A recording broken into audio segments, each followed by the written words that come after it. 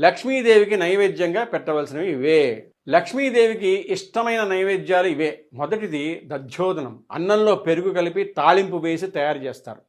దధ్యోదనం నివేదనగా పెడితే సంపదలు కలుగుతాయి. రెండవది పరమాన్నం.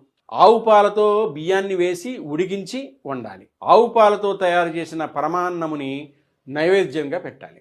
పరమాన్నాన్ని నైవేద్యంగా పెడితే కోరుకున్న కోరికలు ఫలిస్తాయి. మూడవది పులిహోర.